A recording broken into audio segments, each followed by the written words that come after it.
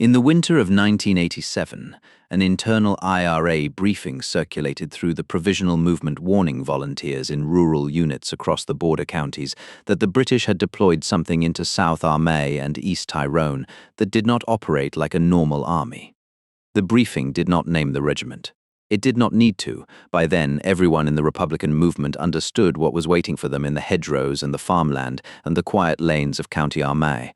And the understanding had changed the way they moved, the way they spoke on the telephone, the way they looked at the men sitting beside them in their own organization.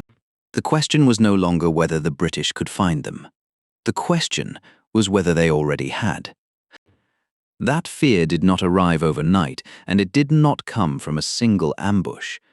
It was built across years, across multiple operations, across a pattern of engagements that all ended the same way. IRA volunteers walking into positions the British had chosen for them, dying in kill zones that had been prepared days or weeks before they arrived, carrying weapons the security forces already knew about, following plans the security forces had already read. The SAS in Northern Ireland became something more dangerous than an elite fighting unit. They became a presence that the IRA could feel but could not see, could not predict, and could not protect itself against. And the fear of that presence did more to reshape the Republican movement than any political argument ever managed on its own.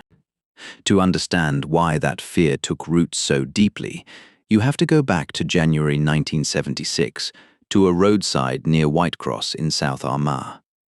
On the 5th of January, 10 Protestant workmen were stopped by armed men, forced out of their minibus, and asked to identify their religion. The single Catholic among them was told to run. He ran. The 10 Protestants were lined up and shot dead at the roadside. The Kingsmill massacre was one of the worst single atrocities of the Troubles, and the political response came within 48 hours. Prime Minister Harold Wilson, a Labour Prime Minister, stood before the press and announced that the Special Air Service would be formally deployed to South Armagh. 2 days later, Hansard recorded his parliamentary statement, volume 903. A Labour Prime Minister deploying special forces to British home territory was an act with constitutional weight that nobody in Westminster took lightly. What arrived was a 12-man troop of D Squadron, quartered at Bessbrook Mill in County Armagh. Bessbrook was a Victorian linen mill the British Army had requisitioned early in Operation Banner and converted into the principal forward operating base for the South Armagh area. Roads around it had been comprehensively mined and covered by IRA snipers. Vehicle movement for security forces along key approach routes had become genuinely lethal. Everything that mattered moved by helicopter, and by the height of the Troubles, the landing pad at Bessbrook had become the busiest helipad in Europe. The official mandate described the SAS role as surveillance and intelligence gathering. That description was accurate and incomplete. British state papers declassified after the fact revealed that SAS personnel had been operating in Northern Ireland in various forms before 1976, training, advising, and conducting operations under other institutional covers. What January 76 did was formalize what was already happening and attach the parliamentary acknowledgement and legal accountability that came with it. Squadrons A, B, D, and G would rotate through on 4 to 6 month cycles, formally subordinate to the Royal Ulster Constabulary through the doctrine of police primacy. But the SAS did not arrive as a strike force parachuted into a finished intelligence structure. They arrived and began building that structure around themselves, one rotation at a time, and the architecture they constructed is what made them feared. At the center of it was 14 Intelligence Company, universally called the Det. The Det was established in 1972 to replace the Military Reaction Force, which had been disbanded after its own operational failures were exposed. The MRF had been a crude instrument, roughly 40 soldiers in plain clothes running surveillance operations with minimal training, no formalized procedures, and no adequate oversight. When IRA counterintelligence penetrated the unit and identified its cover operations, including a laundry van and a massage parlor front in West Belfast, the entire network was dismantled in a single morning of coordinated attacks. The lesson was plain. If covert surveillance in Northern Ireland was going to work, the unit doing it would need to be built to a categorically different standard. Half of B Squadron, 22 SAS, was tasked with building what came next. The det was designed from the ground up as a correction to everything the MRF had done wrong. Operators underwent a 6-month training course and then deployed on 18-month rotations in the province, long enough to develop genuine local knowledge of terrain, faces, vehicle registration plates, and daily patterns that 4-month conventional rotations simply could not accumulate. They were trained by the SAS, the Special Boat Service, and the Intelligence Corps. Both male and female operators deployed in the field, which opened surveillance options that all male units could not manage without drawing attention in small rural communities where everyone knew everyone and strangers were noticed within minutes. The selection process was severe. One published figure for the full pipeline from initial expression of interest to operational deployment records, 17 from 1,000 making it to the field. The course emphasized observation and memory retention under sustained sleep deprivation, navigation, and covert radio communication, and the capacity to think coherently when schedules were deliberately erratic and no information was given about what came next. Beneath all of these tests sat a requirement that could not easily be taught: the ability to be completely forgettable, to sit in a pub in South Armagh for 3 hours, drink at the right pace, make the right amount of eye contact, and generate no reason for the man 2 tables away who had been watching for exactly this kind of thing for 15 years to look twice. What the det did in practice was watch.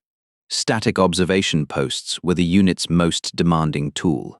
2 operators would be inserted into a prepared position, a hide constructed in undergrowth, a concealed space in a derelict building, an attic above a property, and remain there for days.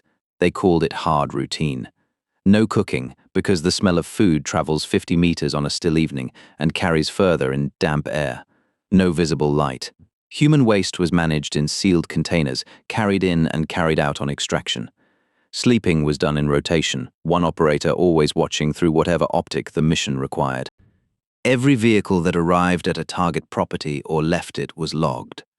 Registration number, time, duration of visit, description of occupants. Every pattern over days became a targeting product. When the house was occupied, when it was empty, which vehicle was associated with which individual, what a normal week looked like, and therefore when something abnormal had occurred. Mobile surveillance was conducted in unmarked civilian vehicles the operators called Q cars. From outside, a Vauxhall Cavalier or a Ford Sierra in a color nobody would remember.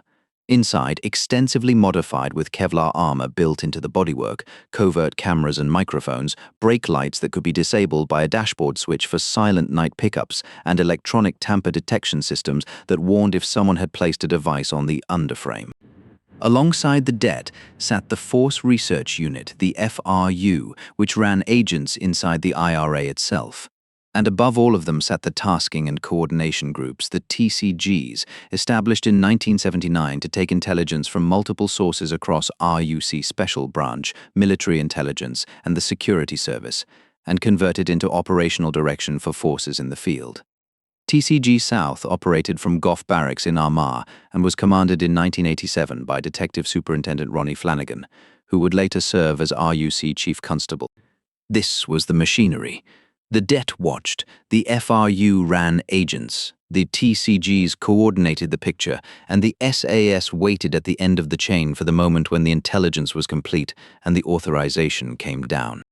That architecture is what produced the single most devastating blow the Provisional IRA suffered between partition and the Good Friday Agreement.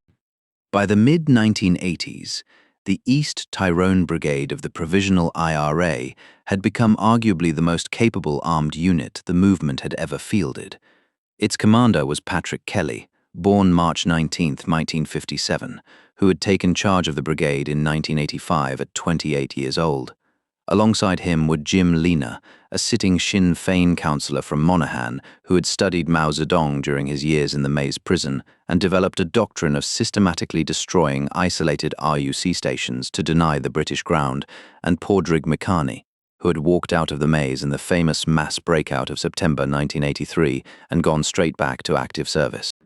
Together, they had built a methodology that worked. On the 7th of December 1985, they attacked the RUC barracks at Ballygawley, killing Reserve Constable William Clements and Constable George Gilliland. On the 11th of August 1986, they struck the RUC station at the Birches in County Armagh, driving a stolen JCB digger loaded with a 200-pound bomb through the perimeter fence while gunmen raked the building with automatic fire. The station was unmanned, no one died. But the tactic was proven, and the brigade knew it worked. A bomb in a digger bucket delivered through a fence. 2 attacks, 2 successful outcomes, 0 casualties to the unit. The playbook was perfect. Loughgall was next on the list. A part-time RUC station in a small North Armagh village, staffed by 3 local officers, open only from 9 to 11 in the morning and 5 to 7 in the evening. Minimal presence, minimal resistance, and a well-established blueprint for how to destroy it. What the East Tyrone Brigade did not know was that British security forces had detailed intelligence of the planned attack weeks in advance and had identified the specific target at least 10 days before the operation. The RUC's covert intelligence unit had been monitoring IRA members transporting explosives to a disused barn in the area. A JCB digger was discovered parked at a farm 16 kilometers from Loughgall. 14 intelligence company operators drove the back roads into the village, maintaining covert observation on the operation as it assembled. When the covert observation post monitoring the digger reported it was being moved on the evening of the 8th of May 1987, the SAS was already positioned and waiting. 6 SAS soldiers in plain clothes occupied the interior of the station. 18 more in uniform were concealed in 5 separate locations in the wooded areas surrounding the building. They carried M16 rifles, Heckler and Coagh G3 rifles, and at least 2 general-purpose machine guns. The station ran its normal schedule that day. Nothing visible had changed. No one in the village had been warned. The 8-man IRA unit arrived shortly after 7 in the evening.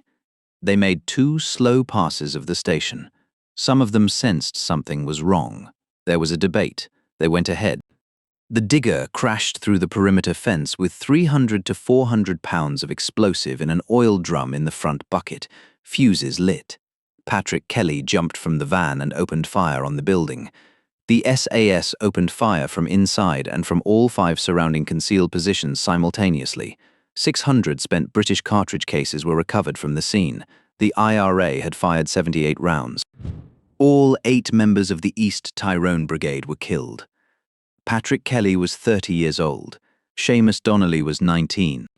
An innocent civilian named Anthony Hughes, driving home with his brother Oliver after repairing a lorry, came along the road in a white Citroen behind the IRA van and drove straight into the kill zone. Oliver was wearing blue coveralls, the same shade as the IRA's boiler suits. Soldiers opened fire on the car. Anthony was killed at the wheel, his seatbelt still buckled. Oliver was shot 14 times and survived. No one in the village had been warned because warning them would have compromised the operation. In March 2014, the Ministry of Defence issued a formal apology to the Hughes family, acknowledging that both brothers were wholly innocent of any wrongdoing. The weapons recovered from the 8 dead IRA men were linked by ballistic testing to between 40 and 50 killings, including every IRA attributed security force fatality in counties Fermanagh and Tyrone in 1987 before that Friday evening. The Ruger revolver found at the scene had been taken from the body of Reserve Constable William Clements at Ballygawley 18 months earlier. The most capable armed unit the IRA had built and the accumulated arsenal of their entire recent campaign were gone in a single evening. The funerals drew thousands, the largest Republican funerals in Northern Ireland since the hunger strikers of 1981. Jerry Adams delivered the graveside oration, but the East Tyrone Brigade was not done. The brigade fought on, and what followed only deepened the fear, because the pattern repeated. On the 6th of March, 1988, less than 10 months after Loughgall, 3 IRA members were shot dead on the streets of Gibraltar in Operation Flavius. Daniel McCann, Morade Farrell, and Sean Savage had been planning a car bomb attack on a British military parade. British intelligence had been running surveillance on the active service unit for weeks, tracking their movements across Spain and into Gibraltar, building the picture of who they were, what they drove, and when they would move.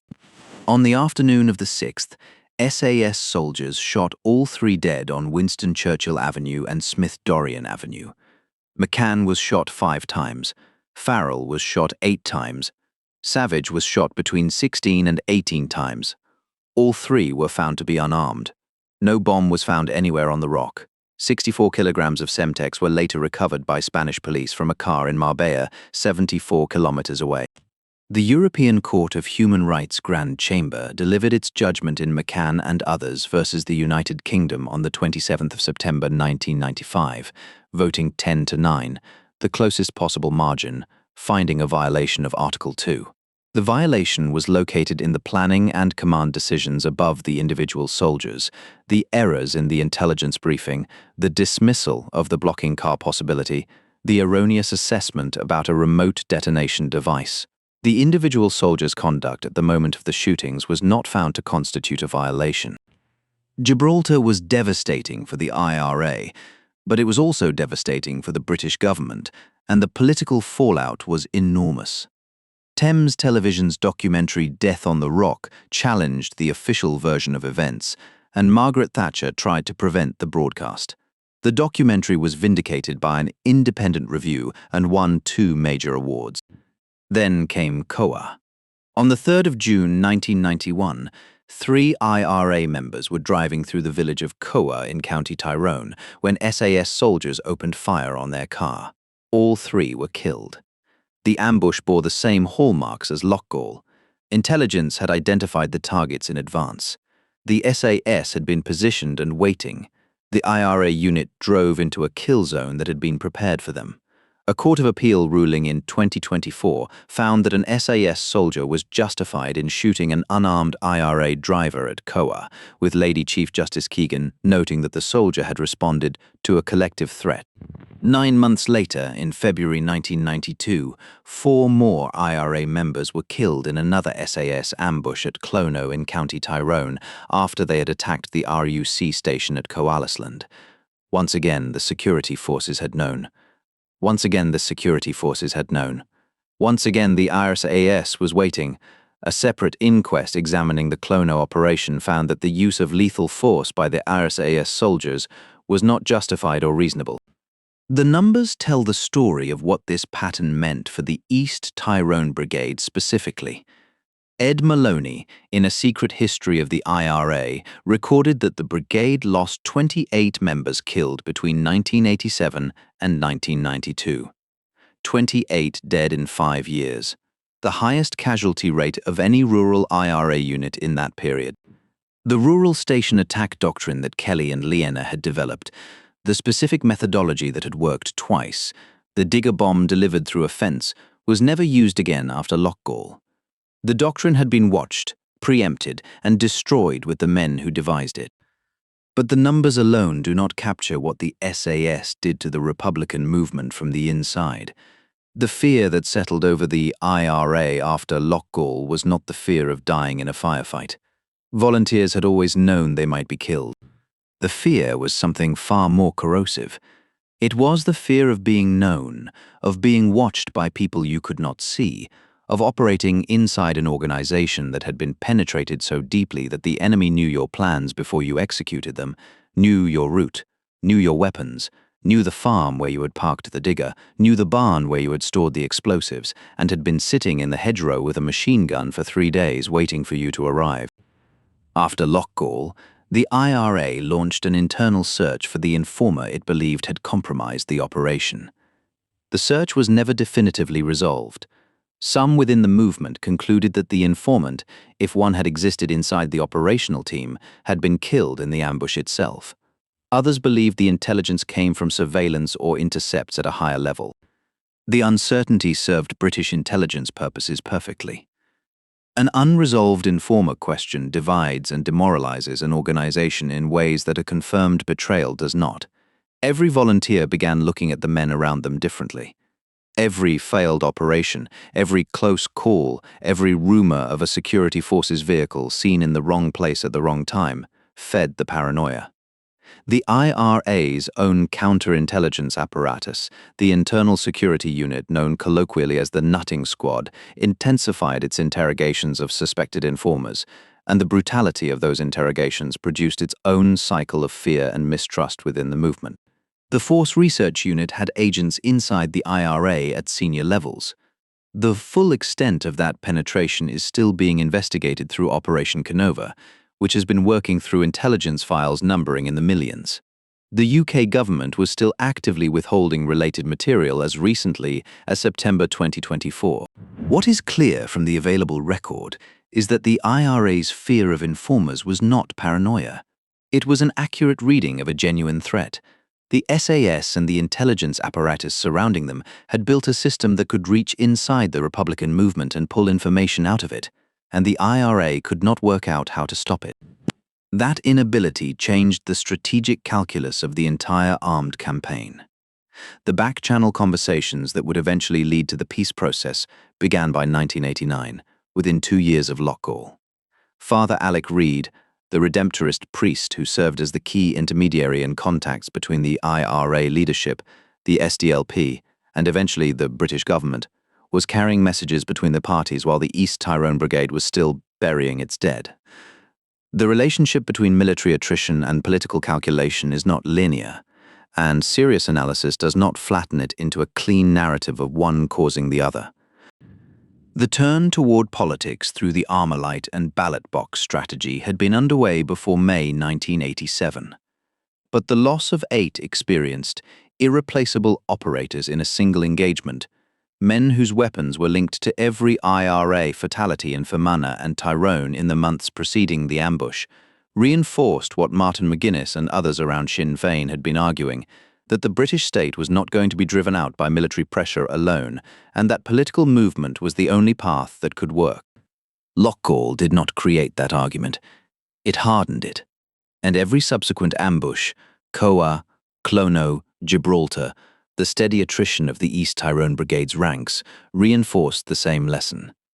The armed campaign could still kill soldiers and police officers, but it could not defeat a state that knew what you were planning before you did it. The SAS had not beaten the IRA on the battlefield in any conventional sense. They had done something more fundamental. They had made the IRA doubt its own ability to operate, and that doubt, carried through the movement at every level, contributed to the political shift that produced the ceasefire in 1997 and the Good Friday Agreement in April 1998. Every operation the SAS conducted in Northern Ireland existed inside a legal framework that had no equivalent in any British military deployment since 1945. Every use of lethal force triggered a coroner's inquest, a review by the Director of Public Prosecutions, and potentially proceedings before the European Court of Human Rights. The Kelly and others versus the United Kingdom judgment on Loughgall found a procedural violation of Article 2, that the investigation had not been independent and transparent, while a separate historical inquiries team review in 2011 found that the IRA fired first, and the army was justified in opening fire. The McCann judgment on Gibraltar found a substantive violation. The Coagh ruling in 2024 found the shooting justified. The Clono inquest found it was not. The legal consequences of these operations are still being resolved in courts nearly 4 decades later. The PSNI has been required to examine nearly 10 million intelligence records for disclosure in proceedings related to Loughgall alone, and the full operational record of 21 years in Northern Ireland remains substantially classified. What those 21 years produced was a counter-terrorism doctrine that ran entirely contrary to the public image of the regiment. The public image is kinetic: ambushes in country lanes, dead IRA men in boiler suits, the SAS as an instrument of controlled lethality. Measured by hours spent, the reality was different by an order of magnitude. Operators in static hides for days on end, surveillance teams building pattern of life records across months, intelligence analysts correlating vehicle movements and telephone intercepts, and the reported appearance of a digger parked 16 kilometers from an RUC station in rural Armagh. For every operation that ended with shots fired, there were dozens that ended with an arrest, a weapons find, or an intelligence product that fed into another cycle. The shooting was the last thing that happened, and in the majority of cases it never happened at all. The legal framework forced that patience. The requirement that every use of lethal force on British soil would face a coroner's court shaped every stage of planning from the beginning. The intelligence had to be specific enough to survive subsequent legal scrutiny. The observation post logs, the surveillance records, the movement patterns assembled over weeks, these were simultaneously operational intelligence and the evidentiary foundation of the legal case that would follow. The courtroom was inside the operation from the first day, whether anyone acknowledged it explicitly or not. In 2005, 14 Intelligence Company was formally reconstituted as the Special Reconnaissance Regiment, a permanent element of the UK Special Forces structure based at Stirling Lines in Hereford, alongside 22 SAS. The surveillance methodology built across 33 years of Operation Banner became an institutional capability deployable anywhere. SAS squadrons worked directly under General Stanley McChrystal's Joint Special Operations Command in Iraq from 2003 onward, and the targeting cycle that McChrystal later codified in his book Team of Teams maps structurally onto the Northern Ireland methodology.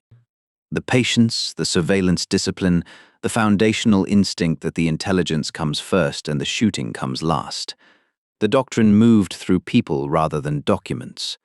Operators who had served in the province went to the Gulf War in 1991, to Bosnia, to Iraq, to Afghanistan, carrying 2 decades of learned behavior into every new theater. The IRA announced its ceasefire on the 20th of July 1997. Operation Banner formally ended in July 2007.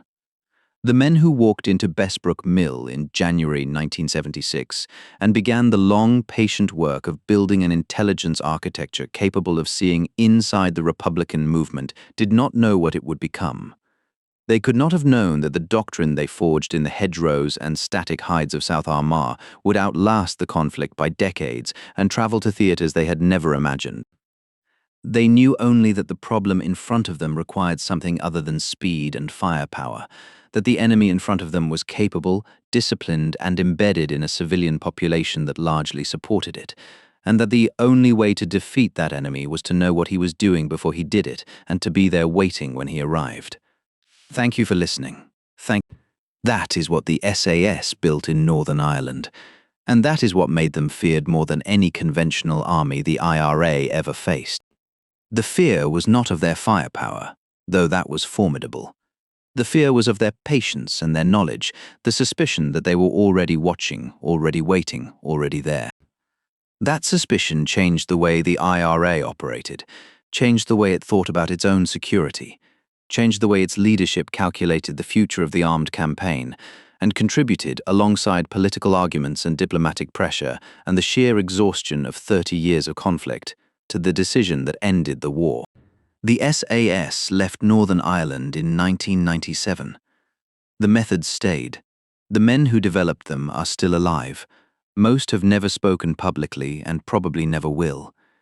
The operations remain classified, the soldiers remain anonymous, and the families on both sides of the Troubles are still waiting for a full accounting that may never come. If this stayed with you, send it to someone who grew up during the Troubles and never heard this side of the story. I will put all the details and links in the description.